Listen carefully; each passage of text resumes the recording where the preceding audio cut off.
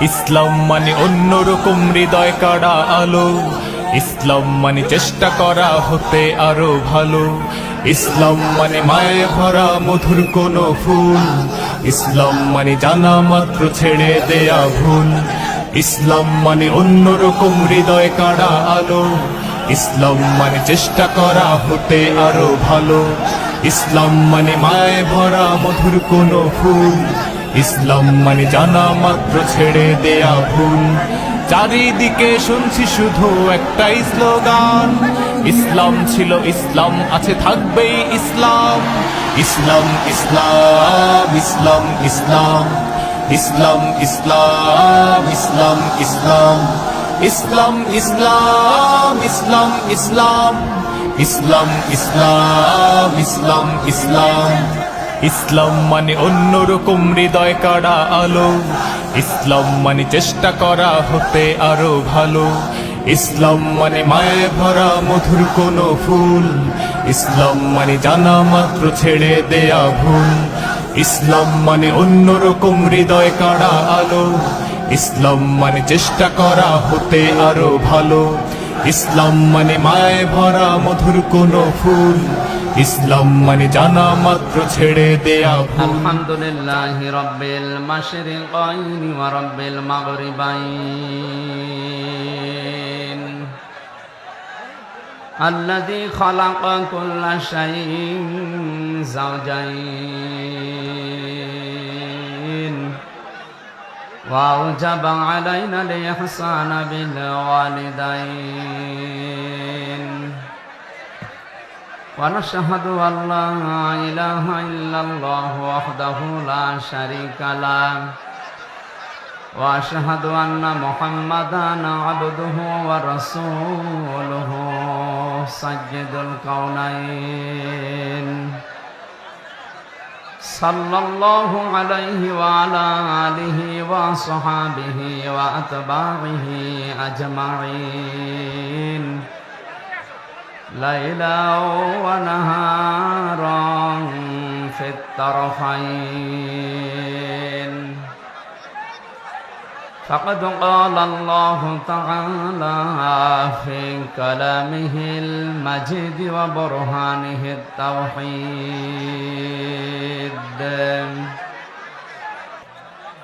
জবান খুলে পড়েন আউযু বিল্লাহি মিনাশ শাইতানির রাজীম,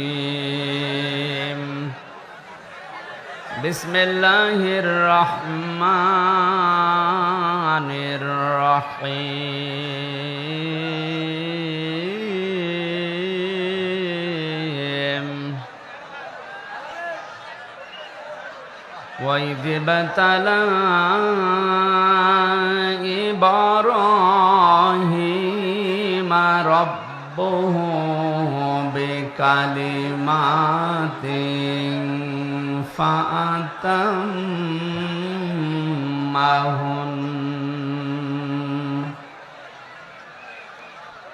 قال إني جاعلك للناس إماما،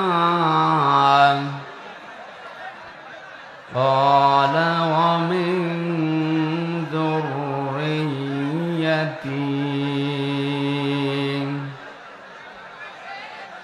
قال لا ينال عهد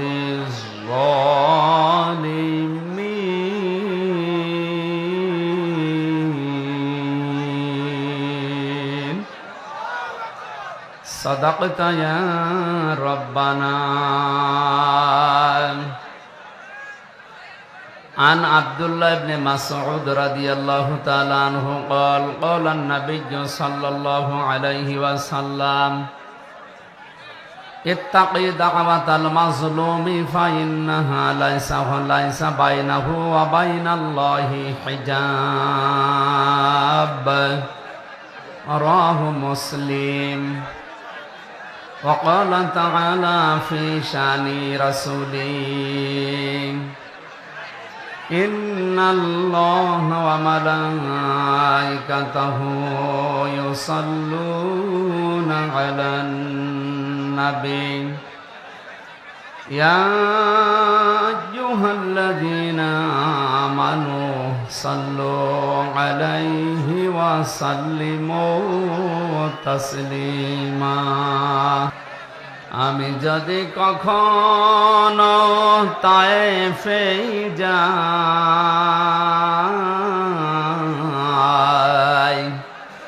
বলবো মাটিকে ডেকে নবীজির খুন ঝরল কোথায়, বলে দাও তাই আজ আমাকে প্রতিশোধের দাবানল জ্বালাবো হেথায়। বালাগাল উলা বিকামালিহি কাশাফাদ দুজা বিজামালিহি হাসনাত জামিউ খিসালিহি সাল্লু আলাইহি। হোনায় ফুল তো বুলবুল का तरन्नुम भी न हो, जब दहर में कलियों का तबस्सुम भी न हो। बलगल उला बिकमालिही कशफद दुजा बिजमालिही हसनत जमीउ खिसालिही सल्लु अलैहि वालिहि। আলহামদুলিল্লাহ, চাঁদপুর জেলার হাজীগঞ্জ থানার অন্তর্গত অলিপুর সিদ্দিকিয়া হাফিজিয়া মাদ্রাসা ও এলাকাবাসীর উদ্যোগে 2 দিন ব্যাপী ঐতিহাসিক তাফসীরুল কোরআন মাহফিলের সমাপনী রজনীর স্বনামধন্য সভাপতি, বিশিষ্ট ব্যবসায়ী সমাজসেবক আমার আরাফাতের ভাই আলহাজ মোহাম্মদ জাহিদ ইকবাল পাঠান, আতালাল্লাহু উমরাহু ওয়া বারাকাল্লাহু ফি হায়াতি, বলেন আমিন। মাহফিলের প্রধান অতিথি শাইখুল মাশায়েখ, সাবেক প্যানেল চেয়ারম্যান চাঁদপুর জেলা পরিষদ, যুগ্ম সাধারণ সম্পাদক হাজীগঞ্জ উপজেলা আওয়ামী লীগ, বড় ভাই জনাব আলহাজ মোহাম্মদ জসিম উদ্দিন, বিশেষ অতিথি জনাব ইউসুফ প্রধানিয়া সুমন, চেয়ারম্যান 5 নম্বর হাজীগঞ্জ সদর ইউনিয়ন পরিষদ, মঞ্চে বসা ওলামা ইকরাম, সামনে বসা মুসলমান ভাইরা, পর্দার আড়ালের সম্মানিতা মা এবং বোনেরা, প্রশাসনের ভাইরা, বিশেষ অতিথি হিসাবে যাদের নাম এখানে দেখতে পাচ্ছি, বিশেষ করে বীর মুক্তিযোদ্ধা নৌ কমান্ডো সৈয়দ আহমদ মজুমদার, জনাব সিদ্দিকুর রহমান পাঠান, জনাব মাসুদুর রহমান মিজি, জনাব মোজাম্মেল হক শিপন, জনাব দেলাওয়ার হোসেন সরদার, জনাব সোহরাব হুসাইন, আরফানা লাকা যিকরক। সম্মান মর্যাদা শুধু দুনিয়া না, আমরা আখেরাতেও চাই। এই মানুষগুলোর দুনিয়া আখেরাত যেন আল্লাহ নূরান্বিত করে দেন, বলেন আমিন। দল মত জাতি বর্ণ ধর্ম নির্বিশেষে এ রাতের বেলা কোরআন শোনার জন্য যারা এসেছি, খুশি হয়ে বলছি আলহামদুলিল্লাহ। নবীজি বলেন লা তুহসা আজাইবুহু ওয়া লা তুবলা গারাইবুহু ফীহি মাসাবিহিল হুদা ওয়া মানারিল হিকমা। যে কোরআন তোমরা শুনতে এসেছো, কোনদিন এর আশ্চর্যকারিতা গণনা করে শেষ করা যাবে না। দিন যত যাবে কোরআনের আশ্চর্য তত বাড়তে থাকবে, আবিষ্কার হবে। আলা তোবলা গারাইবুহু, কিয়ামত পর্যন্ত এ কোরআনে কারীম কোনোদিন পুরাতন হবে না, পুরাতন মনেও হবে না। যার অন্তর, যার হৃদয় যত বেশি স্বচ্ছ থাকবে, পরিষ্কার থাকবে, কোরআন তার কাছে তত নতুন মনে হবে। ফীহি মাসাবিহিল হুদা, এটা হেদায়েতের মশাল। কোরআনে কারীম যদি কাউকে হেদায়েত দিতে না পারে, পথ দেখাতে না পারে, বুঝবেন ওর কপালে আর হেদায়েত নেই। আল্লাহ রাব্বুল আলামিন বলেন আলিফ লাম মিম যালিকাল কিতাবু লা রাইবা ফীহি হুদাল লিল মুত্তাকিন। আল্লাহ পাক বলেন এই একটা কিতাব, এর ভেতরে ভুল সন্দেহ তো দূরের কথা, সন্দেহের লেশ পর্যন্ত নেই। এটা পথ দেখাবে আমার মুত্তাকি বান্দাদের। চাঁদপুরবাসী খুব খেয়াল করেন আয়াতের দিকে। কিতাব শব্দ দেওয়ার আগে আল্লাহ পাক আলিফ লাম দিয়েছেন। এখানে কথা বন্ধ করেন ভাই, কথা নিজে শোনে না, অন্যকে শুনতেও দেয় না। এটা তো গানের অনুষ্ঠান না, কথাও চলবে গানও চলবে। কোরআনে কারিম শোনার জন্য আল্লাহ নিয়ম দিয়েছেন, ওয়াইদা কুরিয়াল কুরআনু ফাসতামিউ লাহু ওয়া আনসিতু লাআল্লাকুম তুরহামুন। কোরআন যখন শুরু হয়ে যাবে তখন চুপ থাকবা, শুনবা, দুইটাই ফরজ। লাআল্লাকুম তুরহামুন, আশা করা যায় তোমাদের উপর আমার রহমত নাজিল হবে। এখানে রহমত নাজিল করতে হলে চুপ থাকা লাগবে, শোনা লাগবে। কেউ যদি কথা বলে ডিস্টার্ব করেন আপনার কবিরা গুনাহ হবে। এ নির্দেশ কার? সুতরাং এই দুইটা শর্ত আগে মানেন, চুপ থাকবেন, শুনবেন। খুব বেশি সময় না, সর্বোচ্চ 1 ঘন্টা 10-15 মিনিট কথা বলবো এই আয়াত থেকে। আমাদের আলোচনার সাবজেক্ট হচ্ছে আমাদের জাতির পিতা হযরত ইব্রাহিম আলাইহিস সালামের জীবনের 50টা পরীক্ষা। আমরা তার সন্তান হিসাবে এ পরীক্ষা আমাদের জীবনেও সামনে আসতে পারে বা আসবে। আমরা যেন তার মতো টিকে থাকতে পারি, পাশ করতে পারি, সে কথাগুলো আমরা কোরআন এবং হাদিস থেকে জেনে বাস্তবে মিলাবো ইনশাআল্লাহ। আমারে ডিস্টার্ব করে আমার কথাগুলো ভুলিয়ে দেবেন না। কথা তো আমি আর বানাবো না, উপর থেকে তো আশা লাগবে নাকি? সুতরাং আমি পরিবেশ করেন, কেউ কথা বলবেন না, দাঁড়িয়ে থাকবেন আর সব বসেন। কিতাবের আগে আলিফ লাম দেওয়ার কারণ, যেখানে অনেক আলেম বসে আছে, কারণে হাজীগঞ্জ কামিল মাদ্রাসা মুহাদ্দিস আবু নসর আশরাফি ভাই সহ হাজারো আলেম এখানে তৈরি হচ্ছে। এই চাঁদপুরের জন্য এটা একটা নিয়ামত। স্টেজে অনেক আলেম বসে আছে। আলিফ লাম 4 প্রকার, তার ভেতরে এইটা নির্দিষ্ট করার জন্য এই আলিফ লাম কিতাবের আগে আল্লাহ দিয়েছেন। পুরা কোরআনে কারিমের নাম আমি তাফসিরে ফি জিলালিল কোরআনে পেয়েছি প্রায় 55টার উপরে। ব্যাপকভাবে প্রসারিত হয় তামাম দুনিয়াতে 5টা নাম। 1 নম্বরে কোরআনে কারিম, 2 নম্বরে কোরআনের নাম হচ্ছে আল ফুরকান, 3 নম্বরে কোরআনের নাম আজ-জিকির, 4 নম্বরে কোরআনের নাম আশ-শিফা, 5 নম্বরে কোরআনের নাম হচ্ছে আল কিতাব। আল্লাহ পাক আল কিতাব দিয়ে কোরআনে কারীমকে ইঙ্গিত করে জানিয়েছে একটাই মাত্র কিতাব, যার ভেতরে ভুল নেই, সন্দেহ নেই। কিয়ামত হয়ে যাব তাও এর ভেতরে কেউ ভুল বের করতে পারবে না। এই চ্যালেঞ্জ দিয়েছেন কে? আল্লাহ। 1500 বছরে আজ পর্যন্ত এই চ্যালেঞ্জের মোকাবেলা কেউ করতে কিয়ামত পর্যন্ত পারবেও না। কারণ এই চ্যালেঞ্জ আমির হামজার না, এই চ্যালেঞ্জ কার? কেন আল্লাহ আলিফ লাম দিয়েছেন এটা বলার জন্য বলছিলাম। বিশেষ করে যারা আলেম আছেন তাদেরকে ইঙ্গিত করছে, একটু খেয়াল করেন। দুনিয়াতে একটাই মাত্র কিতাব আল্লাহ এখন পাঠিয়েছেন, কিয়ামত পর্যন্ত আর আসবে না। মানব জাতিকে পরিচালনা করার জন্য জীবন বিধান হিসাবে যা দরকার সবের ভেতরে খুলে খুলে বর্ণনা করা আছে। সুতরাং কোরআন শরীফ বাদ দিয়ে পৃথিবীর কোন কিতাব মানুষকে রাস্তা দেখাতে পারে না, হেদায়েত দিতে পারে না। এই জায়গাটা এত আওয়াজ হয় কি? এরা মানুষ না কি দেবতা? কথা বলে না কেন? চুপ করেন। আমরা দেখতে পাচ্ছি আপনারা দাঁড়িয়ে আছেন, দাঁড়িয়ে থাকেন, কথা বলবেন না। আপনি নিজেও শুনছেন না, মানুষকে শুনতে দিচ্ছেন না। কত মানুষ দেখেন না বসে আছে। কথা বন্ধ করেন।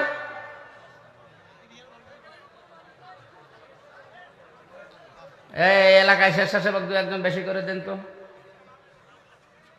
মানুষের বিবেক না থাকলে কি করা যাবে?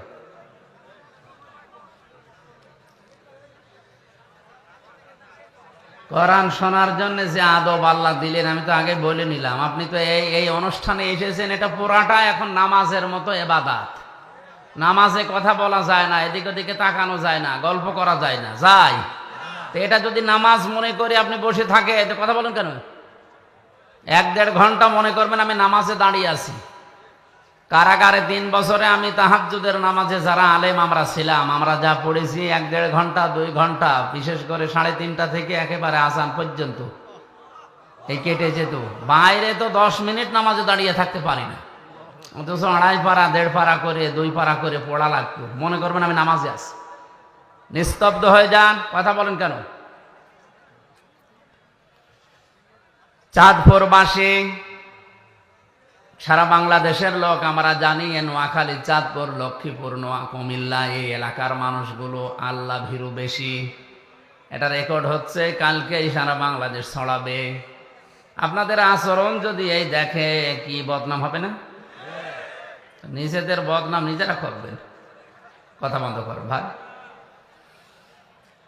কিতাবের আগে আলিফ লাম দিয়ে আল্লাহ এই ঘোষণায় দিয়েছেন, দুনিয়ায় একটাই কিতাব এখন আছে, কিয়ামত পর্যন্ত এটা থাকবে, যেটা মানুষকে হেদায়েত দিতে পারে।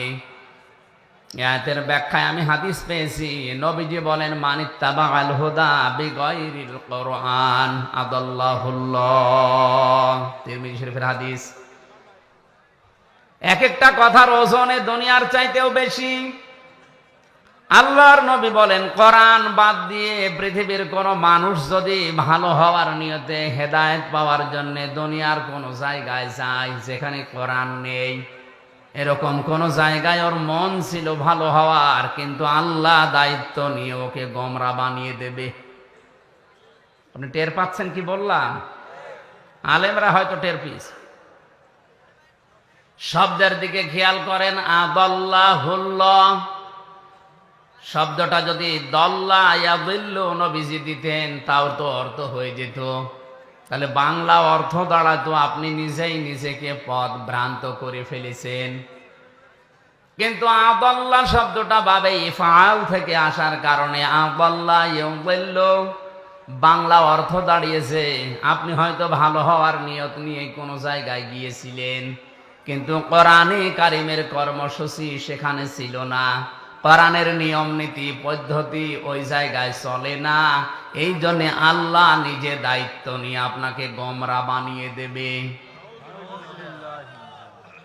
চাঁদপুরবাসী কথার লোড কত, ওজন কত আপনি টের পাননি এখনো? আপনার নিয়ত ভালো, কিন্তু কোরআন সেখানে ছিল না, এই জন্য আল্লাহ দায়িত্ব নিয়ে আপনাকে আরো খারাপ বানিয়ে দেবে। চিন্তা করেন, হেদায়েত দেওয়ার মালিক হামজা? আসতে বলেন, কে?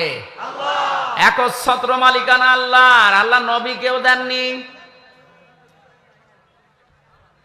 বিশ্ব নবীকে যদি আল্লাহ হেদায়েতের মালিক বানিয়ে দিতেন, তাহলে তার আত্মীয় স্বজন, চাচা ভাতিজা যারা আছে তাদেরকে তিনি দিয়ে দিতেন, আমাদের পর্যন্ত আসতো না। হযরতে আবু হুরায়রা একদিন লাফাচ্ছিলেন আনন্দ করে। সাহাবীরা বলে, কি এত বেশি আনন্দ করো, লাফাও, কারণ কি? হযরতে আবু হুরায়রা বলেন, এই মাত্র কোরআনে কারিমের আয়াত নাযিল হয়েছে যে হেদায়েতের একচ্ছত্র মালিকানা আল্লাহর, এটা কোনো নবীর হাতে, ফেরেশতার হাতেও আল্লাহ দেননি। আমি আনন্দ করি এই কারণে, আমি তো নবীজির আত্মীয় না। যদি আত্মীয়, যদি নবীর হাতে আল্লাহ হেদায়েতের চাবিকাঠি দিয়ে দিত, আমি আবু হুরায়রা পর্যন্ত আসতো না। কারণ তার নিজের আত্মীয় স্বজন যারা আছে তাদেরকে দিয়ে তিনি জান্নাতে নিয়ে চলে যেতেন, আমি বাদ পড়ে যেতাম।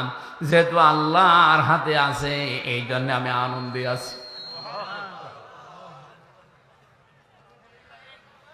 কোরআনে কারীম জানিয়েছে, বিশ্ব নবী মুহাম্মদুর রাসূলুল্লাহ নিজে তার চাচা যেদিন মারা যায় আবু তালিব, মাথার পাশে বসে বসে বলছিলেন, ইয়া আম্মি আবি তালিব, লা ইলাহা ইল্লাল্লাহ হাজ্জুল লাকা ইনদাল্লাহি ইয়াউমাল কিয়ামাহ, রাহুল বুখারী।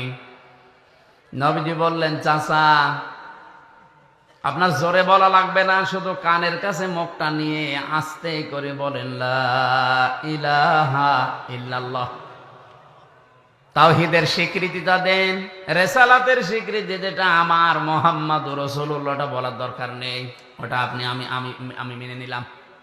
শুধু আল্লাহর এই স্বীকৃতিটা আপনি আমার কানের কাছে জোরেও বলা লাগবে না, আমার কানের কাছে মুখ নিয়ে বলেন, আমি কথা দিলাম কিয়ামতের দিন আল্লাহর দরবারে ঝগড়া করে আপনাকে আমি জান্নাতে দিয়ে আসবো। পাশে দাঁড়িয়েছিল আবু সেহেল আর আবু লাহাব। আবু সুফিয়ান ডাক দিয়ে বলে, নেতা পড়বা, সারা জীবন বাপ দাদার ধর্ম অনুসরণ করলে এখন ভাতিজার নতুন ধর্ম গ্রহণ করে কলঙ্কিত হবা, মানুষ তোমারে কা পুরুষ বলবে, ভীরু বলবে। আবু তালিব ওই সময় ডাক দিয়ে বলেছে, ভাতিজা আমি তোমাকে ভালোবাসি, কিন্তু এটা আমি পড়তে পারলাম না, তুমি আমাকে মাফ করে দিও। বলেন তো মাফ করার মালিক কে? বিশ্বনবীর মন খারাপ হয়ে গেল। সঙ্গে সঙ্গে কোরআনে কারিমের সূরা কসসের 56 নম্বর আয়াত আল্লাহ ফেরেশতা জিবরাইলকে দিয়ে পাঠালেন, শুনিয়ে দেন, ইন্নাকা লা তাহদি মান আহবাবতা ওয়ালাকিন্নাল্লাহা ইয়াহদি মান ইয়াশা ওয়া হুয়া আ'লামু বিল মুহতাদিন। জোরে বলেন আল্লাহু আকবার। আল্লাহ পাক বলেন, হে নবী আপনি মন খারাপ করেন কেন? হেদায়েত তো আপনার হাতে আমি দেই নেই যে যাকে ইচ্ছা তাকে দিয়ে দেবেন, বরং এটা আমি আল্লাহ হাতে রেখেছি, আমি যাকে চাই তাকে দান করি। আমি আপনার চাইতে অধিক বেশি জানি যে হেদায়েত পাবে কে। এটা আপনার চাচা আমি জানি, কিন্তু এই লোকটার তো মন নেই হেদায়েত নেওয়ার। আপনি এত চেষ্টা করলেন, আপনার রেসালাতের ঘোষণা পর্যন্ত আপনি দিতে নিষেধ করেছেন, যে ওটা দরকার নেই, শুধু তাওহীদের কালেমাটা একটু পড়েন, তারপরও সে পড়ে নাই। এই জন্য আমি আল্লাহকে হেদায়েত দেইনি। এরপরেও নবীজি তার কবরের পাশে দাঁড়িয়ে দুহাত তুলে মোনাজাত করেছিলেন, রব্বুল আলামিন তুমি দয়া করে আমার চাচাকে মাফ করে দাও। সঙ্গে সঙ্গে জিবরাইল এসে বললেন, হে নবী হাত নামান। কার জন্য হাত তুলেছেন?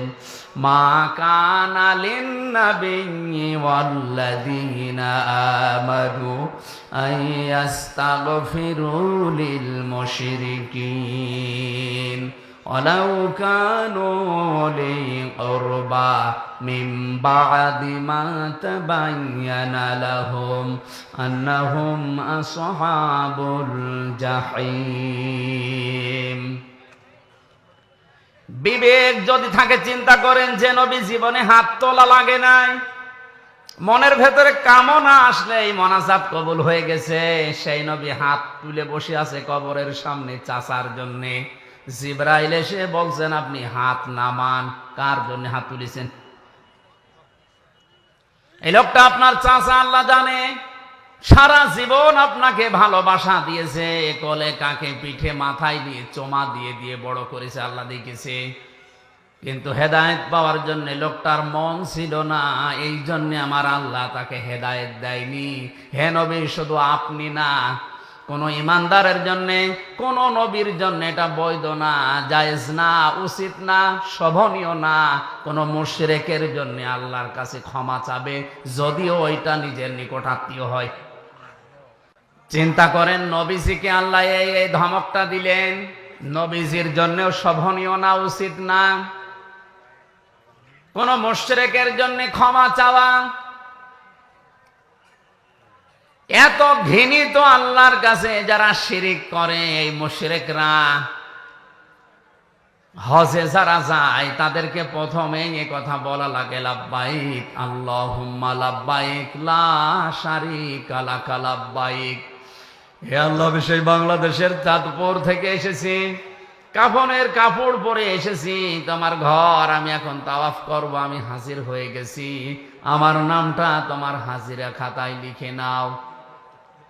প্রথমেই ঘোষণা আসে, বান্দা দাঁড়া। কাবার চত্বরে প্রবেশ করার আগেই বলা লাগে, লা শারীকা লাকা লাব্বাইক। তুই বল যে আল্লাহ আমি মুশরিক না, আমি আর যাই করি আমি শিরিক করি না। অথচ তামাম দুনিয়ায় আজ মানুষকে মুশরিক বানানোর পাই তারা চলছে। একজনের নামে একটা সূরা নাযিল হয়েছে কোরআনে কারিমে, তার নাম লোকমান। লোকটা নবীও না, রাসূলও না, একটা সাধারণ মানুষ। তাফসিরে পড়েছি এত সাধারণ, দুনিয়ায় 3 জন কালো মানুষের নাম আমি পেয়েছি। একজন হযরতে মাহজা, হযরতে ওমরের খাদেম ছিলেন, গোলাম ছিলেন। 2 নম্বরে হযরতে বেলাল। 3 নম্বরে এই লোকটা যার নাম বললাম লোকমান। জহব্বারে গে ঠোঁট ছিল একেবারে ঝোলা, ঝুলেছিল ঠোঁট, এত কালো। তাফসিরের ভাষায় এরকম কালো মানুষ দুনিয়ায় ওই 2 জন ছাড়া আর পাওয়া যায়নি। চেহারা ছিল একেবারে উল্টা পাল্টা, চুলগুলো ছিল উস্কো খুস্কো। চেহারার যে বর্ণনা দেখালাম, একবার দেখলে আর একবার দেখতে মন চাবে। আসতে বলেন। অথচ এই লোকটার জন্য 4 পৃষ্ঠার একটা সূরা আল্লাহ কোরআনে কারিমে নাজিল করে তাকে চিরন্তন করে দিয়েছেন। একটাই মাত্র কারণ, তিনি তার সন্তানকে আল্লাহর সাথে শিরিক সম্পর্কে কিছু কথা তাকে উপদেশ হিসাবে বলেছিলেন। وَإِذْ قَالَ لُقْمَانُ لِابْنِهِ وَهُوَ يَعِظُهُ يَا بُنَيَّ لَا تُشْرِكْ بِاللَّهِ إِنَّ الشِّرْكَ لَظُلْمٌ عَظِيمٌ। আল্লাহ পাক বলেন, হযরত লোকমান তার সন্তানকে যখন উপদেশ দিচ্ছিল, ওই কথাটা স্মরণ করো। তিনি সর্বপ্রথম বলেছিলেন, লা তুশরিক বিল্লাহ, হে আমার আদরের সন্তান, দুনিয়ায় আর যাই করো শিরিক করবা না। কি করবা না? কারণ পৃথিবীর সব অপরাধ আল্লাহ মাফ করে দিলেও দিতে পারে, কিন্তু শিরিকের গুনাহ আল্লাহ মাফ করে না। এই জন্য এটা যেহেতু ভিডিও হচ্ছে, রেকর্ড হচ্ছে, কালকে তামাম দুনিয়ায় ছড়াবে। আমার সামনে এখন মাত্র 50,000 মানুষ না, 750 কোটির উপরে মানুষ আমার সামনে বসে আছে। সবাইকে উদ্দেশ্য করে বলছি, আপনি আর যাই করেন শিরিক করবেন না। এত রাগ হয় আল্লাহর শিরিক করলে। বাড়িতে যদি এখন আমি যে দেখি আমার স্ত্রীর কাছে পাশের বাড়ির একজন সলিমদ্দি শুয়ে আছে, কিছু করে নাই, এমনি শুয়ে আছে, ভালো লাগবে? আবার স্বামী হিসাবে আমার যেমন রাগ হওয়ার কথা, আমাকে সেই বীর্য থেকে শুরু করে আমির হামজা পর্যন্ত যা বানিয়েছে সব একাকে, আর কারো কিছু আছে? আল্লাহ পাক বলেন, নেই থেকে এ পর্যন্ত নিয়ে আসলাম, আর আমার সাথে শরীক করো। আমি ঠিক ওই স্বামীর মতো রেগে যাই। স্বামী যেমন কাছে কিছু পেলে স্ত্রীকে টুকরা টুকরা করে ফেলবে, ওই সময় আমারও মন চায়। আমার নাম হালিম, সহনশীল, ধৈর্যশীল, এজন্য তোর কিছু বলি না। কোরআনে কারিমে সবচেয়ে ভয়ঙ্কর আয়াত হচ্ছে শিরিকের বিরুদ্ধে। ইন্নাল্লাহা লা ইয়াগফিরু আন ইউশরাকা বিহি ওয়া ইয়াগফিরু মা দুনা যালিকা লিমান ইয়াশা। আল্লাহ পাক বলেন, অবশ্যই আমি আল্লাহ সব অপরাধ গুনাহ মাফ করে দিলেও দিতে পারি, কিন্তু শিরিকের গুনাহ মাফ হবে না। এজন্য আমাদের সাবধান থাকা দরকার। জীবনে আর যাই করি অন্তত শিরিক যেন জীবনে না থাকে, কারণ মুশরিকের জন্য নবী পর্যন্ত ক্ষমা চাওয়া নিষেধ। কথা বুঝতেছে? অথচ টাটকা মুশরিক বাংলাদেশে মরে যাচ্ছে, আল্লাহর আইনের সাথে শিরিক করে, তার শক্তির সাথে শিরিক করে। যারা ক্ষমতার উৎস জনগণ বলে, তারা আল্লাহর আয়াতের সাথে শিরিক করে।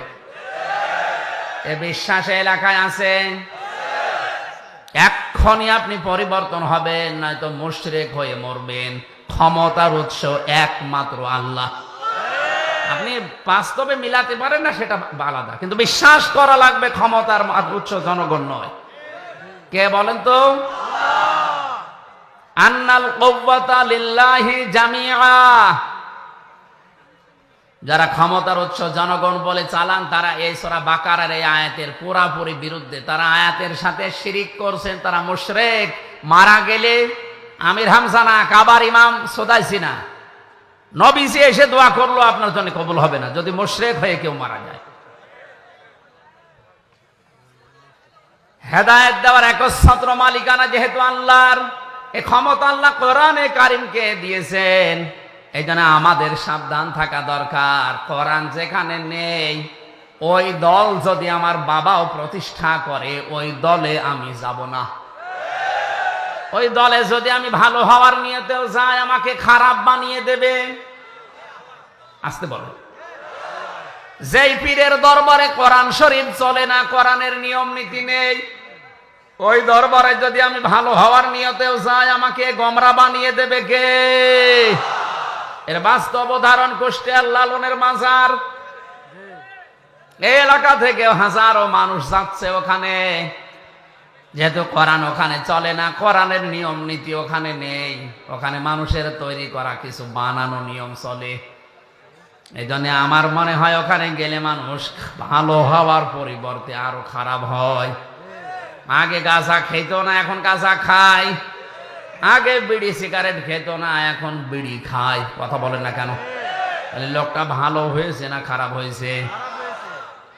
আরে নদী পার হয়ে যে আল্লাহর ওলি আছে, আমি নাম নাই নিলাম, ওখানে গেলে মানুষ দেখি আগে দাড়ি মাড়ি যায় রাখতো, ওখানে গেলে দাড়ি কেটে সফা করে ফেলে। তাহলে ভালো হয়েছে না খারাপ হয়েছে? আমি বাস্তব নিজে গিয়ে দেখেছি, শিরিক প্রকাশ্যে চলছে।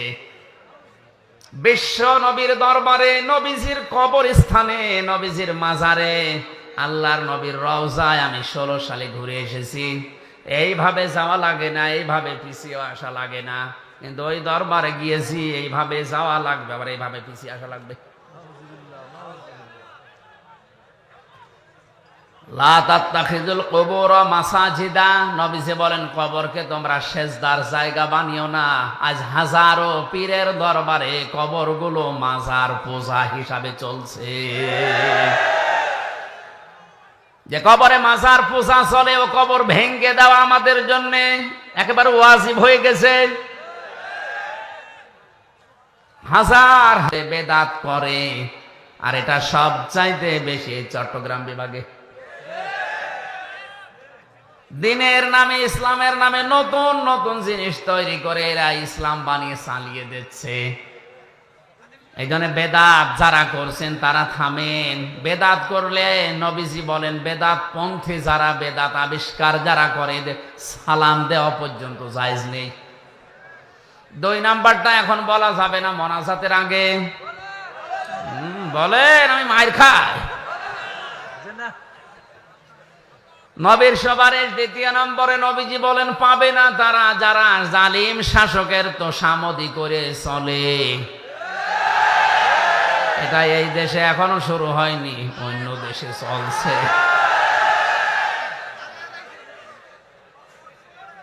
জালিমদের তোষামদি করে যারা চলবে, এরা নবীর সুপারিশ পাবে না।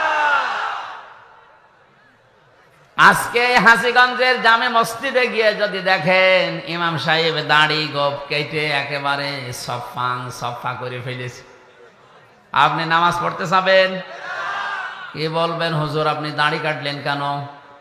ইমাম সাহেব যদি বলে, বেটা তোরও তো দাড়ি নেই।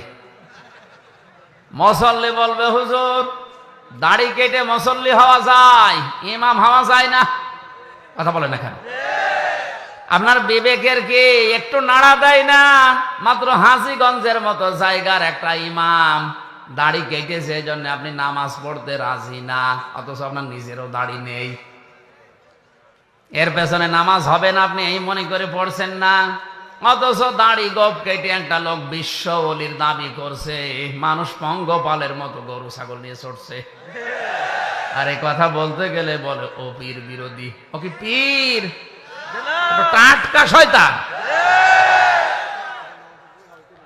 হাজীগঞ্জের মতো এতটুকু জায়গার মসজিদের ইমাম সাহেবের দাড়ি না থাকলে যদি নামাজ পড়তে কেউ রাজি না হন, বিশ্ব ওলি যে লোকটা প্রতিদিন সফা করে, ওরে আপনি বিশ্ব ওলি মনে করলেও গোনা হবে।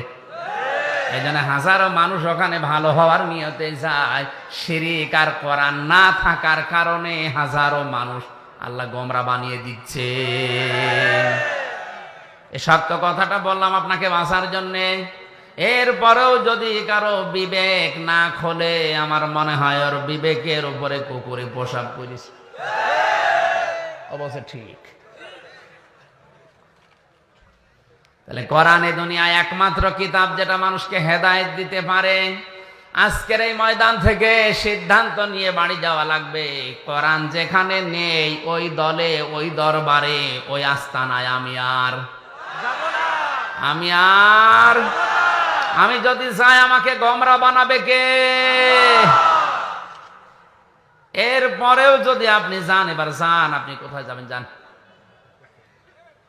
আমার মনে হয় ওয়াজ হয়ে গেছে না, মানে আবার কি ওয়াজ করব? এই কথাটুকু যদি বুঝে এখন এই প্র্যাকটিক্যাল লাইফে আপনি সেট করতে পারেন, এটাই তো ওয়াজ হয়ে গেছে। এই হাদিসটা যদি কেউ মেনে নিতে পারে মনে প্রাণে, যে কোরআন যেখানে নেই ওখানে গেলে আল্লাহ তাকে গোমরা বানিয়ে দেয়, এই বাংলাদেশে কোরআন ছাড়া অন্য কোন দল এদেশে চলবে না। আল্লাহ আমাদের বোঝার তৌফিক দিন, বলেন আমিন। দরুদ আর সালাম পাঠ করছি আমাদের নবী, মানবতার মহান শিক্ষক মুহাম্মদুর রাসূলুল্লাহ সাল্লাল্লাহু আলাইহি সাল্লামের প্রতি। কোরআনে কারিম থেকে মাত্র একটা আয়াত পড়েছি, সূরা বাকারা আয়াত নাম্বার 124। 286টা আয়াত আছে সূরাতে, 40টা রুকু আছে। মাত্র একটা আয়াতে কত কথা আছে আপনি একটু হিসাব করে করে দেখবেন। পুরা কোরআনে আল্লাহ কত কিছু দিয়েছে, আপনার মাথা এলোমেলো হয়ে যাবে। জবান ঘরে কোরআনে কারিমের তাফসিরুল কোরআন মাহফিল, তাফসির আকারে কথা শোনার জন্য পড়েন। আউযু বিল্লাহি মিনাশ শাইতানির রাজিম, বিসমিল্লাহির রহমানির রহিম।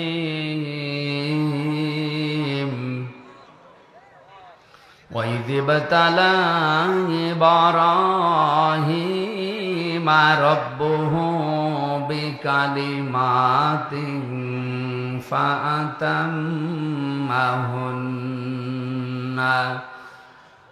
قَالَ إِنِّي جَاعِلُكَ لِلنَّاسِ إِمَامًا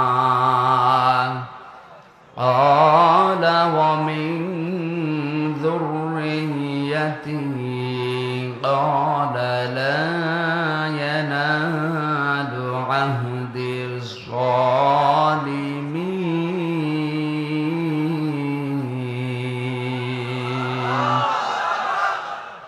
এই যারা ওঠাউঠি করে কি এদের প্রসাব পায়খানা বাদ দিয়ে যদি এমনি চলে যায় গোনা হবে কিন্তু। এই জিজ্ঞাসা করেন তো ওর অবস্থান কি? না, আমি হাসির খোরাকি দেইনি। আপনি যদি ভালো লাগছে না এই বলে চলে যান, আপনার কিন্তু গোনা হবে। জরুরত থাকলে যেতে পারেন, এমনিতেই উঠবেন না ভাই। সওয়াব নেকি কামাই করতে এসে যদি গোনা হয়ে যায়, আপনার না আসায় ভালো ছিল।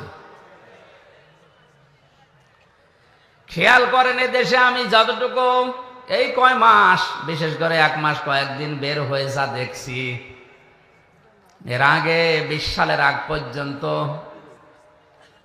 বিশ্বের কয়েকটা দেশে আমি যতটুকু পেয়েছি, তাফসির মাহফিল লেখা থাকে ঠিক, কিন্তু তাফসির হয় 5 প্রকার।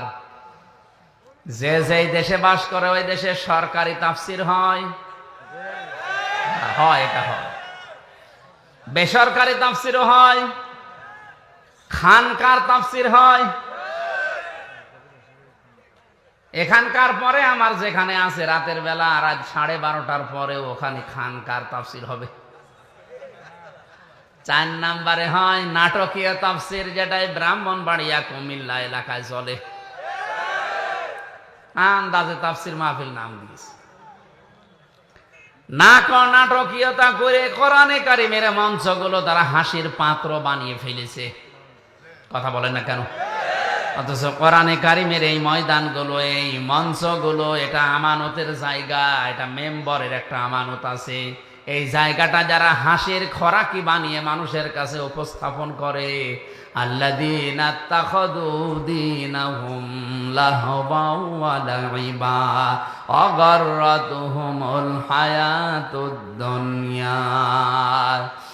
সূরা আরাফের 51, 50, 51 নম্বর আয়াতে আল্লাহ জানিয়েছেন যে মানুষগুলো দুনিয়ায় আল্লাহর দ্বীনকে খেল তামাশা বানিয়ে ফেলেছে। এদেরকে দুনিয়ার জীবন ধোঁকায় ফেলে রেখেছে। কিয়ামতের দিন আল্লাহ তাদেরকে ভুলে যাবে যেমন তারা দুনিয়ায় কোরআনকে ভুলেছিল।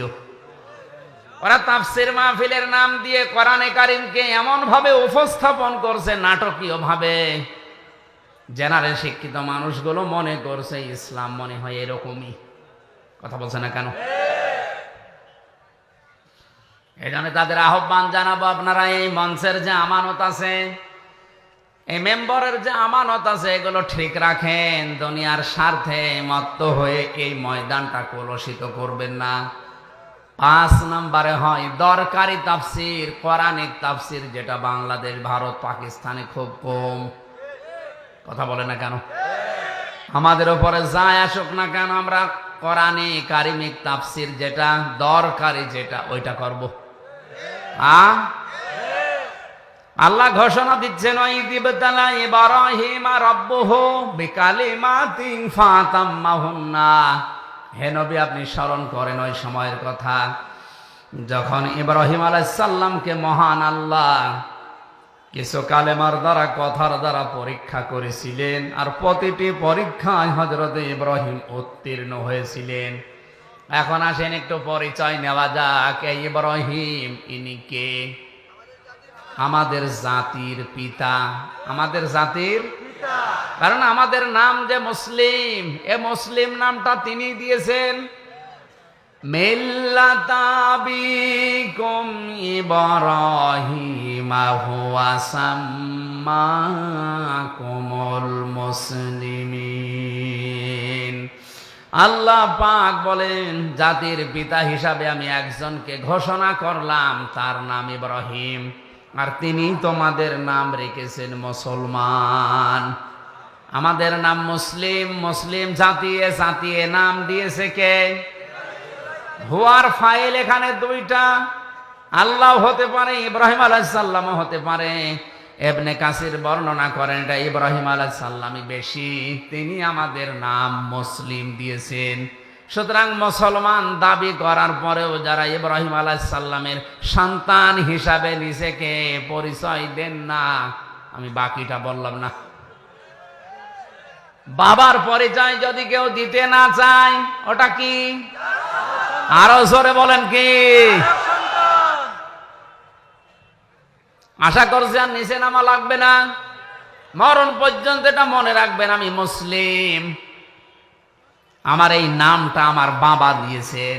এখান থেকে মাসলা বের হয়, সন্তান জন্ম দেওয়ার পরে বাবার যে 4টা দায়িত্ব, তার 1 নম্বরে হচ্ছে তার একটা সুন্দর নাম রাখা। এখানে কত বাবা বসে আছে, এমন এমন নাম সন্তানের রাখে, শয়তান পর্যন্ত হাসে। একই নাম, নাম রেখে দিয়েছে বল্টু, নাম। কিয়ামতের ময়দানে প্রতিটি মানুষকে আল্লাহ তার বাবার সাথে নাম ধরে ডাকবে। হামজা বিন রিয়াজ, আজ অনেক মহিলা তাদের স্বামীর সাথে নাম মিলিয়ে রাখে। আমার ম্যাডামের নাম তামান্না, আমার নাম আমির হামজা, উনি যদি তামান্না আমির লেখে না, এটা বৈধ না। ওনাকে লেখা লাগবে ওনার বাবার নামের সাথে তামান্না সুলতানা, ওনার বাবার নাম সুলতান। কারণ আমার স্বামীর সাথে সংসার যদি ভেঙে যায়, আজকেই যদি তালাক হয়ে যায়, কালকে ওর মুখ দেখা আমার জন্য আর জায়েজ। কিন্তু বাবার সাথে তালাক হওয়ার সম্ভাবনা আছে। বলেন বলেন। এজন্য বাবার যে 4টা দায়িত্ব, তার 1ম নাম্বারে দায়িত্ব হচ্ছে তার সুন্দর নাম রাখা। 7 দিনে আকিকা করা, এটা সুন্নাত। কেউ যদি না পারে 10 দিনে, 21 দিনে, এরপরে যতদিন পারেন করবেন, আদায় হবে, কিন্তু সুন্নাত হচ্ছে 7 দিনে। আমি বোঝাতে পেরেছি? 3 নম্বরে তাকে দিনের জ্ঞান শিক্ষা দেওয়া লাগবে, এটা বাবা মার দায়িত্ব। দিনের জ্ঞান শুরু হয় যার নাম নিয়ে, তার নাম বলেন তো। আমি এখানে একটা তথ্য বলবো, যারা জ্ঞানী মানুষ আছেন খেয়াল করবেন। নবীজির বয়স যখন 40 বছর, বিশ্ব নবীকে ফেরেশতা জিবরাইল ওই পাহাড়ে হেরা গুহায় 3 বার বুকে ধরে চাপ দিয়েছিলেন যে পড়েন পড়েন পড়েন। নবীজি বললেন, মা না বেকারি, আমি পড়তে পারবো না। কথা বলেন না কেন? চতুর্থবার যখন তিনি বলেছেন ইকরা বিসমি রাব্বিকাল্লাযী খালাক, বিশ্ব নবী এবার 5টা আয়াত জিবরাইলের সাথে পড়েছিলেন না পড়েন নাই? একবারও কি আপনার বিবেকের কাছে কথাটা আসে না যে কেন এবার পড়লেন?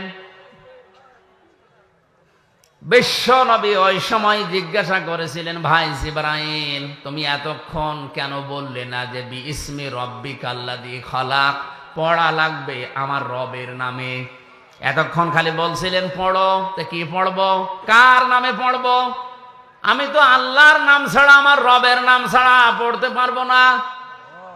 সুতরাং শিক্ষা ব্যবস্থায় বাংলাদেশে যারা দায়িত্বে আছেন, 96% মুসলমান এখানে বাস করে, আল্লাহ বাদে কারো নামে আমরা পড়তে চাই না।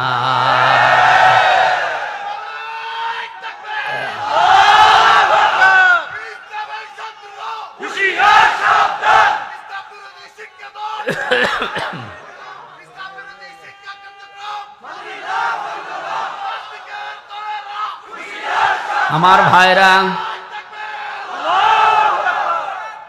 আমি কথাগুলো শুধু স্লোগান দেওয়ার জন্য, গরম হওয়ার জন্য বলি নাই, বিবেকের কাছে প্রশ্ন করে। নবীজি নবুয়ত পাওয়ার পরে কিন্তু পড়তে পারতেন, তিনি বলেন না আমি পড়বো না, কারণ আমার রবের নাম যখনই আমি শুনলাম তখনই পড়া স্টার্ট দিলাম।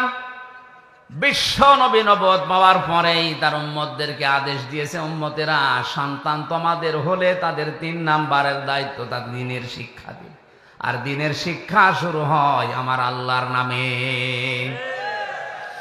যে বইয়ের শুরুতে বিসমিল্লাহির রহমানির রহিম থাকে না, ইকরা বিইসমি রাব্বিকাল্লাযী খালাক থাকে না, ইন্নাদ-দীনা ইনদাল্লাহিল ইসলাম থাকে না, ওই পড়া মুসলমানেরা পড়বে কিনা ভেবে দেখা উচিত। কথা বলেন না কেন? শিক্ষা গ্রহণ করার পরে মানুষ যদি মানুষ না হয়ে জানোয়ার হয়ে যায়, ওইরকম শিক্ষায় শিক্ষিত না হওয়াই ভালো। বাংলাদেশ সহ বিশ্বের যত জায়গায় ঘুরেছি, কোরআনে কারিমের শিক্ষা যাদের ভেতরে আমি পেলাম, বাস্তবে ওই ছোটবেলায়ও যারা কোরআনের শিক্ষা কমও পেয়েছে, তারা বড় হয়ে যত বড় জায়গায় উঠেছে, তাদের ওই ছোটবেলার কথাটা মনে আছে। ঝিনাইদহ জেলার টিয়নো, ওই 20 সালের আগে আমি এক বাড়িতে খেতে গেলাম, যে দেখি চা দিয়েছে, পিরিজ নেই, শুধু কাপ।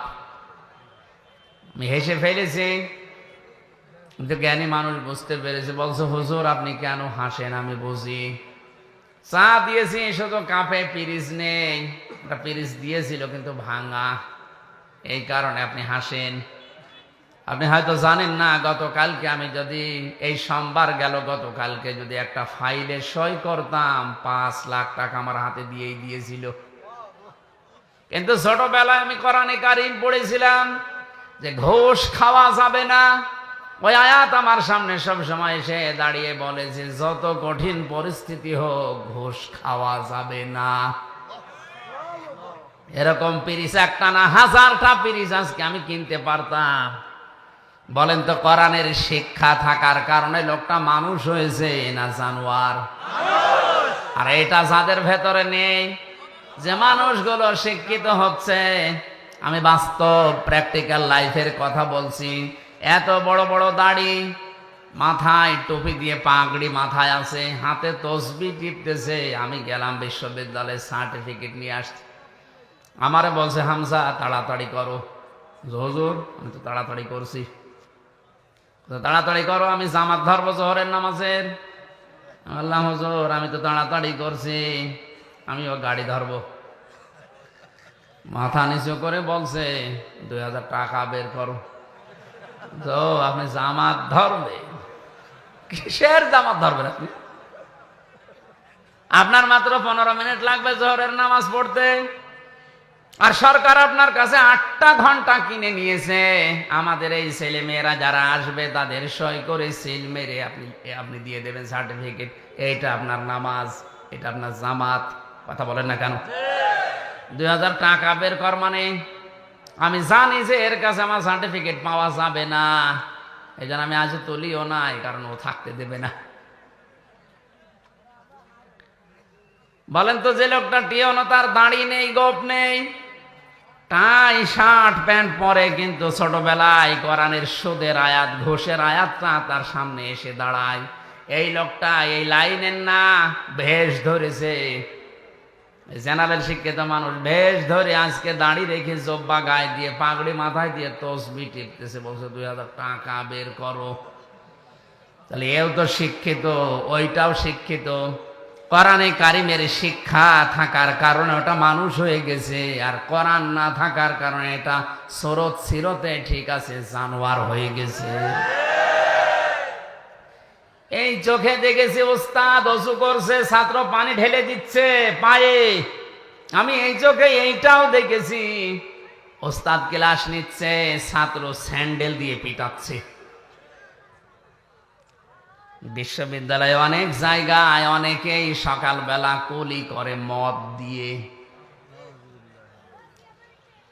এই জন্য জাতির আজকে ভেবে দেখা উচিত যে শিক্ষা ব্যবস্থায় শিক্ষিত হয়ে যদিও মানুষ না হয়ে জানোয়ার হয়ে যায়, ওর চাইতে ওর ভ্যান চালানো ভালো। নবীজি নবুয়ত পাওয়ার পরে কি বলেছিলেন, জিবরাইল তুমি এতক্ষণ কেন বলনি যে বিসমি রব্বিকাল্লাযী খলাক, রবের নামে পড়া লাগবে? তাহলে আমি এতক্ষণ অপেক্ষা করতাম না, কারণ রবের নামে পড়লেই মানুষ মানুষ হয়। আশা করছে আমার নিচে নামা লাগবেন, আপনি বুঝেছেন? এটা শুধু আমার একার কথা না, এদেশের 18 কোটি মানুষের মনের কথা হয়তো অনেকেই মুখ ফুটে বলতে পারে না। কথা বলে না কেন? হযরত ইব্রাহিম আলাইহিস সালাম, তাকে মহান আল্লাহ 50টা পরীক্ষা দুনিয়ায় করেছিলেন। 50টা পরীক্ষার ভেতরে আমি তার জীবনী থেকে তাফসির থেকে তুলেছি, ঈমান সম্পর্কে মহান আল্লাহ তাকে পরীক্ষা করেছিলেন 10টা। কয়টা? 10টা। দুনিয়ায় আমাদের অনেকের ঈমান এখন আছে না নেই? পৃথিবীর প্রতিটি জিনিস ভেঙে যাওয়ার সিস্টেম আছে, ভালো করে খেয়াল করেন। মানুষ অজু করলে অজু ভেঙে যায় 7টা কারণে। কয় কারণে? আরো জোরে বলেন। মানুষ নামাজ পড়তে দাঁড়িয়েছে, নামাজও ভেঙে যায় 19টা কারণে। কয় কারণে? মানুষ রোজা রাখে, রোজাও ভেঙে যায় 2 কারণে। কয় কারণে?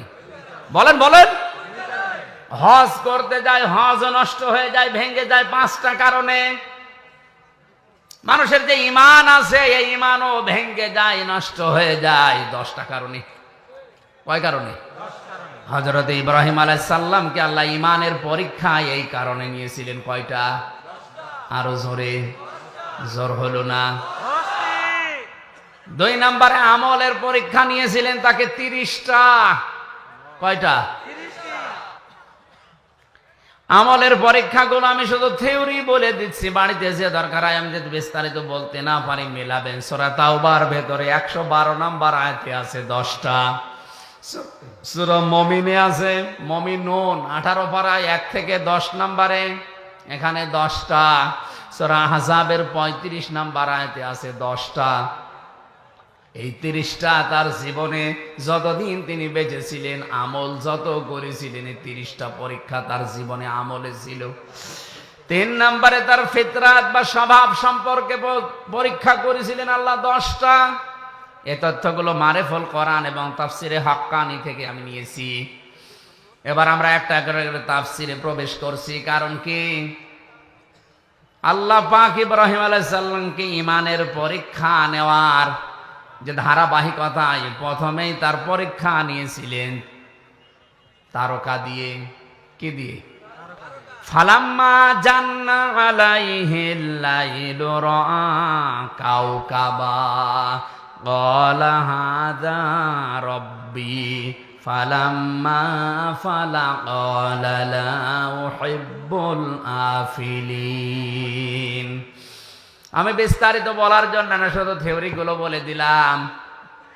সূরা আনআম 76 নম্বর আয়াতটা বাড়ি যেয়ে দেখবেন, হযরত ইব্রাহিমকে আল্লাহ ঈমানের পরীক্ষা নেওয়া আরম্ভ করেছিলেন তারকা দেখে। উনি মনে করেছিলেন এইটা হবে তো আমার দেবতা বা আমার খোদা হবে, আমার মালিক। কিন্তু দিন শেষে যখন ওটা ডুবে যায়, রাতের বেলা যখন ওটা ডুবে যায়, তিনি বললেন যেটা ডুবে যায় ওইটা আমার মালিক হতে পারে না, আমি তার কাছে তাকে ভালোবাসি না। এরপরে চন্দ্র দেখেছিলেন, সূর্য দেখেছিলেন।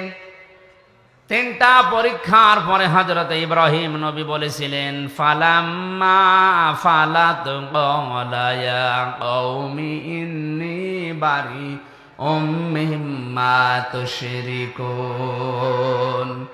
হে আমার জাতির লোকেরা, তোমরা আজ তারকা পূজা করো, তোমরা চন্দ্র পূজা করো, সূর্য পূজা করো, কেউ দরগা পূজা, কেউ দুর্গা পূজা, কেউ বিভিন্ন গাছ পূজা, মাটি পূজা, আগুন পূজায় ব্যস্ত আছে। আমি সব কিছু থেকে মুখ ফিরিয়ে নিজেকে মুক্ত ঘোষণা করলাম। তিনি ওই সময় একটা দোয়া করেছিলেন।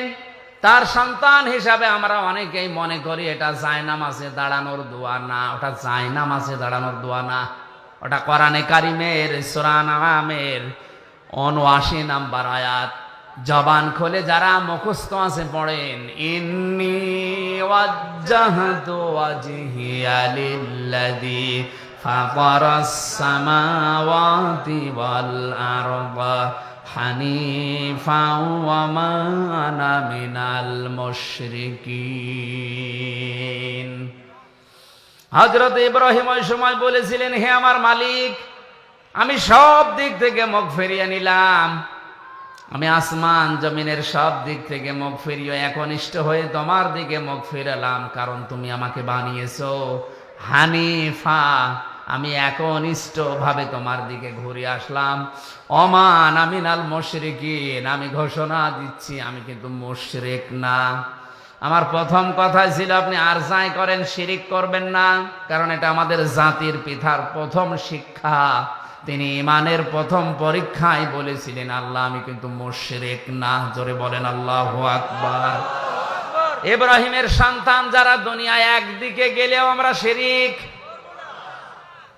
নবীজি বলেন, তোমাকে যদি আগুনের ভেতরে কেউ ফেলে দেয়, তোমাকে যদি কেটে টুকরা টুকরা করা হয়, এরপরেও তুমি শিরিক না, কারণ দুনিয়ার সব অপরাধ আল্লাহ কম বেশি মাফ করে দিলেও দিতে পারে, কিন্তু শিরিক মাফ করবে না। আমি আবার বলছি, আপনারা শিরিক থেকে বাঁচেন। শিরিক 4 প্রকার: শিরিক বিল জাত, শিরিক বিল সিফাত, শিরিক বিল ইখতিয়ারা, শিরিক বিল হুকুক। এই 4 প্রকারকে ভাগ ভাগ করে তাফসিরে হাদিসে আমি পেয়েছি প্রায় 72 প্রকার। শিন র কাপ এই শব্দটা এত বিস্তারিত, এত বেশি কথা এর ভেতরে আল্লাহ পাক লুকিয়ে রেখেছে। কেউ যদি শিরিক নিয়ে আলোচনা করে রাত শেষ হয়ে যাবে, তাও শিরিক শেষ হবে না। অথচ এই সূক্ষ্ম সূক্ষ্ম বিষয়গুলো আমাদের ভেতর অনেকের ভর করে বসে আছে। আমরা শিরিক থেকে বাঁচার জন্য, শিরিক কি, কত প্রকার, কেন শিরিক হচ্ছে, এই বইটা বাজারে পাওয়া যায়, কিনে নেবেন। আমার সবগুলো পয়েন্ট হয়তো মনে নেই, এই জন্য অল্প কিছু বললাম। হযরত ইব্রাহিম আলাইহিস সালাম ইমানের প্রথম পরীক্ষায় তিনি পাশ করেছিলেন, আল্লাহকে তিনি নিজে খুঁজে বের করেছিলেন। আর আমরা তার সন্তান, আমাদের চোখে আঙ্গুল দিয়ে দেখিয়ে দেওয়ার পরেও আমরা পাইতে চাই না। কথা বলা লাগবে। আলেমরা আজ অনেকেই জীবনের উপরে রিস্ক নিয়ে জাতির পিতা ইব্রাহিম আলাইহিস সালামকে যে পরীক্ষাগুলো আল্লাহ করেছিলেন, তিনি নিজে খোঁজ করে করে বের করেছিলেন। আর আমরা আপনাদের চোখে আঙ্গুল দিয়ে হাতে কলমে দেখিয়ে দেওয়ার পরও আপনি ফিরে আসতে চান না। দ্বিতীয় পরীক্ষা করেছিলেন আমার আল্লাহ, তাকে বাধা দিয়েছিলেন। ইমানের উপরে টিকে থাকতে গেলে যে বাধা আসে, আমাদের জাতির পিতায় বাধা পেয়েছেন না পান নাই? সর্বপ্রথম বাধা এসেছিল তার ঘর থেকে। কথা বলে না কেন? আজ ইমানের উপরে টিকে থাকতে গেলে বাধা আসতে পারে কোন জায়গা থেকে? আসছে না অনেকে? তার বাবা বাধা দিয়েছিল ঘর থেকে, সমাজের বাধা এসেছিল, রাষ্ট্রের বাধা এসেছিল, এমনকি তাকে বনবাস পর্যন্ত দেওয়া হয়েছিল। সারা জীবন ইব্রাহিম নবীর জীবনী বিভিন্ন কায়দায় শুনেছি, কিন্তু বনবাসে যাওয়া এটা যে কত কঠিন, 3 বছর এক ঘরের ভেতরে থেকে কিছুটা হলো টের পেয়েছি। আমাদের জীবন মুক্ত জীবন, একটা মানুষকে 24 ঘন্টা যদি একটা ঘরের ভেতরে তালাবদ্ধ রেখে দেওয়া যায়, আমি যতটুকু বুঝলাম ও মানুষটা এমনি পাগল হয়ে যাওয়ার কথা। ইব্রাহিম আলাইহিস সালামকে বনবাসে পর্যন্ত ঈমানের পরীক্ষা দিতে যেতে হয়েছিল, কথা বলেন ঠিক কিনা? এরপরে তার হিজরত করা লেগেছে। সন্তান কলিজার টুকরা 80 বছর বয়সে যেটা হয়েছে তাকে জবাই পর্যন্ত করা লেগেছিল, কথা বলেন না কেন? যদিও জবাই হয়নি কিন্তু পরীক্ষা তো দিতে হয়েছিল। এরপরে আমার আল্লাহ তাকে দিয়ে কাবা নির্মাণ করিয়ে পরীক্ষা ওই সময় নিয়েছে। এরপরে সবচেয়ে বড় পরীক্ষা তার জীবনে যেটা আগুনের ভেতরে ফেলে দেওয়া। এটা সারা জীবন শুধু শুনেছেন, একটা মানুষকে জীবিত অবস্থায় আগুনে ফেলে দেওয়ার সময় যে দৃশ্য তৈরি হয়, এটা যে কত বড় কঠিন পরীক্ষা সম্মুখীন না হলে বুঝবেন না। আমাদের জাতির পিতা ইব্রাহিম আলাইহিস সালামের আগুনের পরীক্ষা দিয়ে তিনি কি লস হয়েছে? কথা বলেন। ফেরেশতা এসেছিল, জিবরাইল, মিকাইল, ইসরাফিল, কত ফেরেশতা এসে বলেছে সাহায্য লাগবে, বলেন। বিশাল অগ্নিকুণ্ড আমরা সব উল্টাপাল্টা করে দেব। ইব্রাহিম আলাইহিস সালাম ওই সময় তিনি বলেছিলেন, আমি এমন কোন অন্ধ আল্লাহর ইবাদত করি না যিনি তার বান্দাকে আগুনে পড়ে থাকতে দেখার পরেও কিছু মনে করে না।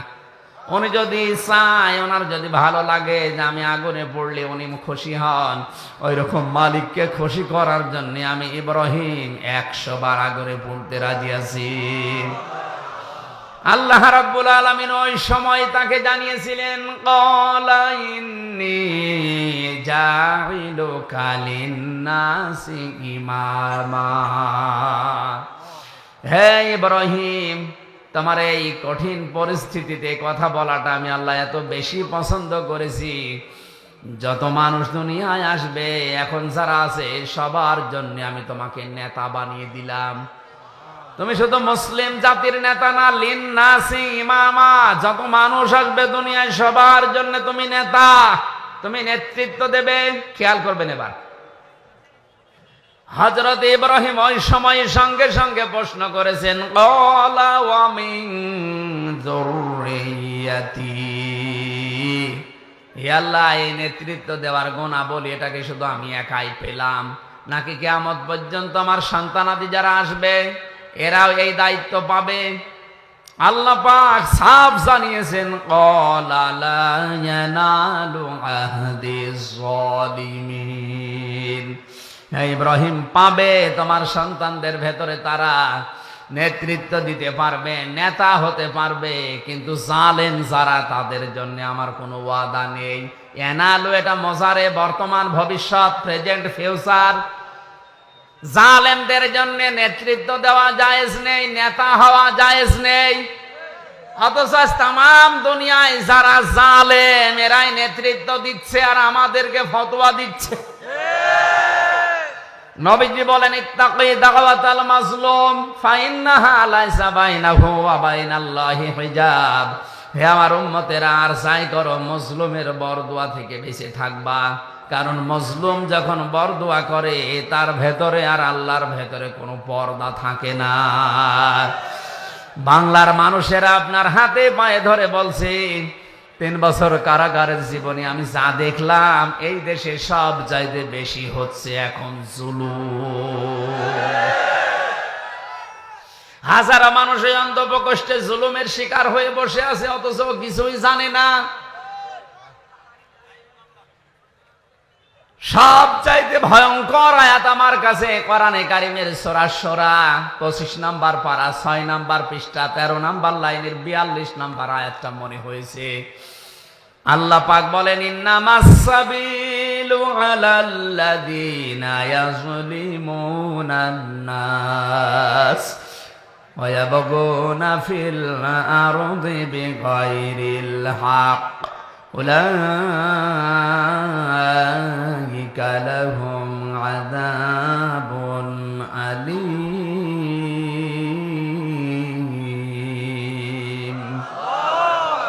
আমি যত তাফসীর বাংলাদেশে পেয়েছি সব তাফসীরের সাথে আয়াতটা মিলিয়েছি, প্রায় 42টার উপরে। ভালো করে শুনেন, আল্লাহ পাক বলেন, আমি আল্লাহ মামলা দেব, অভিযোগ দায়ের করব, কেস করব তাদের বিরুদ্ধে যারা মানুষ হয়ে মানুষের উপরে জুলুম করে। বাংলার মুসলমানের এখানে ইয়াজলিমুনান নাস ইয়াজলিমুন আল মুসলিমুনা নেই, যে মুসলমানদের উপরে যারা জুলুম করছে। ইয়াজলিমুন আন নাস দিয়ে আল্লাহ জানিয়েছেন, মানুষ হয়ে মানুষের উপরে যারা জুলুম করে, তাদের অধিকারগুলো নষ্ট করে। আজ মানুষের তৈরি করা আইনের কারণে বিনা, মনে করেন হঠাৎ করে একটা মানুষ আপনার দ্বারা মার্ডার হয়ে গেল, 30 বছর অন্ধ প্রকোষ্ঠে এক ঘরের ভেতরে আপনাকে কাটানো লাগবে। এটা যে কত বড় মানবতা বিরোধী অপরাধ, কত বড় জুলুম একটা মানুষের উপরে। মানবাধিকার সংস্থাগুলো কি ছাতা করে বেড়ায় আমি বুঝি না। এই আইনটা পাল্টাতে পারেন না? হ্যাঁ, ওরে যদি অপরাধ প্রমাণ হয় ওরে ফাঁসি দিয়ে দেন, ওরে মেরে ফেলেন, কারণ হত্যার বদলে হত্যা করা জায়েজ আছে। কোন কারণে একটা মানুষকে 30 বছর এক ঘরের ভেতরে 24 ঘন্টা তালাবদ্ধ করে রাখবেন? ওকে আর মানুষ থাকবে তো এমনি পাগল হয়ে যাবে। এই কথা বলাটা কেন?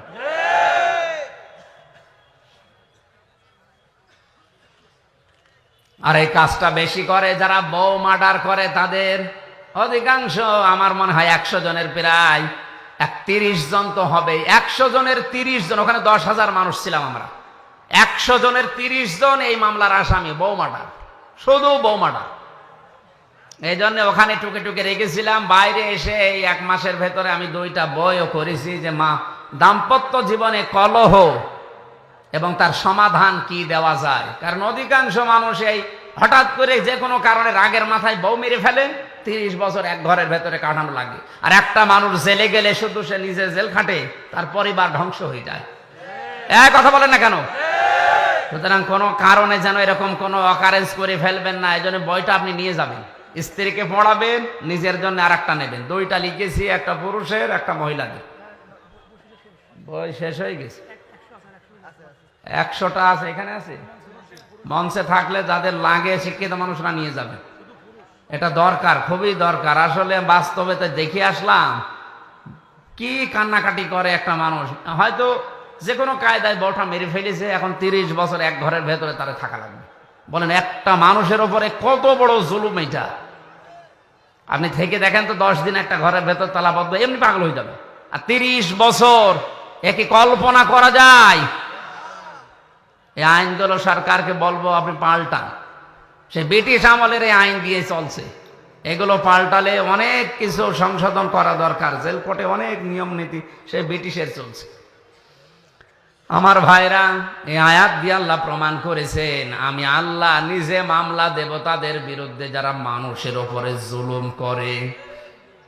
আপনি হিসাব করেন আল্লাহর মামলার আসামি কিনা। এই আয়াত পড়ার পরে আমার যেটা মনে হয়, বাংলাদেশে এখন হাজারো মানুষ আল্লাহর মামলার আসামি। আমি সহ অনেকে যারা নিরপরাধ ভাবে জীবন থেকে 3টা বছর, 10টা বছর, 15 বছর নষ্ট করে দিল, আপনি তো আল্লাহর মামলার আসামি। আমি নাই আপনার মামলার আসামি। আমার মামলার আয়ু একজন মাদারীপুরের, একজন বাগেরহাটের। এরা নাই আমার মামলার আয়ু, এরা মামলার বাদী। আর আপনি আমার উপরে জুলুম করে আপনি আল্লাহর মামলার। আপনি টের পাচ্ছেন কি বলছি আমি? হাজার হাজার লক্ষ লক্ষ মানুষ এই দেশে এখন বিভিন্ন কায়দায় আল্লাহর মামলার আসামি হয়ে অলরেডি বসে আছে। আল্লাহ আমাদের হেফাজত করেন, বলেন আমিন। এই জন্য জালেমদের জন্য নেতা হওয়া, নেতৃত্ব দেওয়া, রাজনীতি করা জায়েজ। আরো জোরে বলেন জায়েজ। এই আয়াত আমি বানালাম। ইব্রাহিম নবীর ফিতরাত সম্পর্কে আল্লাহ 10টা পরীক্ষা নিয়েছিলেন। আমি পেয়েছি তার মাথার ভেতরে 5টা। নবী ইব্রাহিম আলাইহিস সালাম মাথায়, নাকের ভেতরে তিনি পানি দিতেন। বিজ্ঞান এই শব্দ নিয়ে গবেষণা করে জানিয়েছে, দিনে রাতে 5 থেকে 6 বার যদি কেউ নাকে পানি দেয়, সারাদিন সারা রাতে যে জার্মগুলো নাক দিয়ে প্রবেশ করে, মহান আল্লাহ নাকি পানি দেওয়ার কারণে বের করে দেয়। এরপরে কুলি করতেন তিনি, মুখের ভেতরে যে জার্মগুলো তৈরি হয় সারাদিন সারা রাতে, কুলি করলে এটা দূর করে দেয়। ইব্রাহিম আলাইহিস সালামের ফিতরাত ছিল, স্বভাব ছিল এইটা। 3 নম্বরে তিনি মেসাক করতেন। 4 নম্বরে তার গোপ দাড়ি তিনি কাটতেন। দাড়ি কাটা জায়েজ আছে, কিন্তু 1 মুষ্টির পরে। এই যে শব্দটা এরা কালকে বানাবে, আমি যে প্রথমে বললাম দাড়ি কাটা জায়েজ আছে, এই পরে যে বলেছি ওইটা কেটে দেবে, কেটে ছড়াবে যে আমির হামজা বলেছে দাড়ি গোপ কাটা জায়েজ আছে। আমি কি ওইটা শেষ করেছি? এক মুষ্টির পরে কাটেন, অসুবিধা নেই।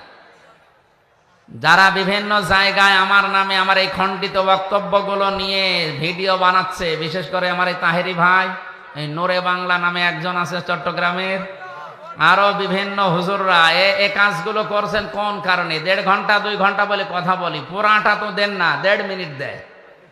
এই যে যদি, কিন্তু, অথবা এইগুলো বাদ, প্রথম শব্দটা দিয়ে ওরা কালকে দেখেন ভিডিও বানাবে বলি। এখানে যারা ইউটিউবার আছেন, এই যে কাট দেওয়া আছে, এগুলো ছাড়া উল্টা পাল্টা করেন না ভাই। আপনার কারণে আমার জীবন থেকে 3টা বছর গেল, আবার যদি উল্টা পাল্টা করে আমারে আটকে রেখে আপনার লাভ আছে?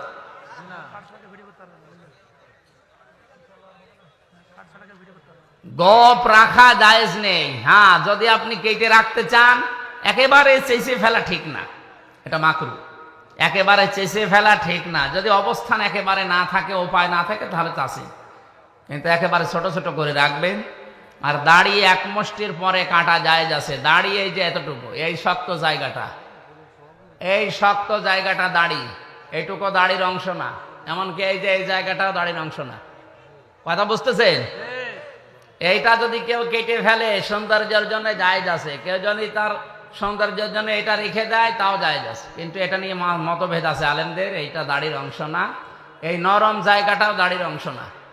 দাড়ি হচ্ছে এই শক্ত জায়গাটুকু। আমি আবার বলছি, এই দেখেন এই শক্ত জায়গাটুকু দাড়ি, কিন্তু রাখতে হবে এক মুষ্টি পরিমাণে। এরপরে যদি কেউ কেটে ফেলেন, সেটে ফেলেন, অসুবিধা নেই। এর আগে ছাটলে কাটলে আপনার গুনাহ হবে।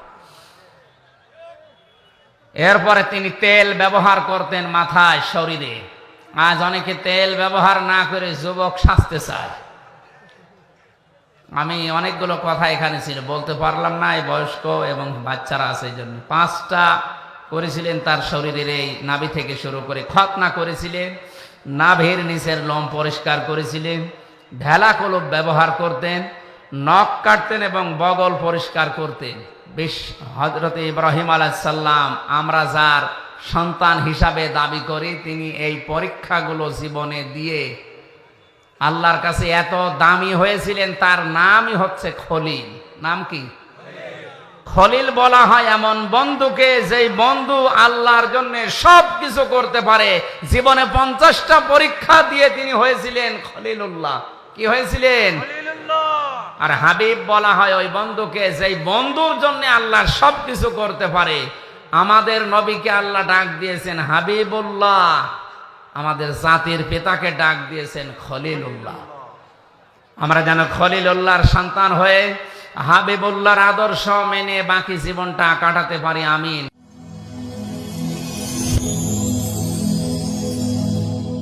Rose TV 24. Enjoy by listening to the Holy Quran.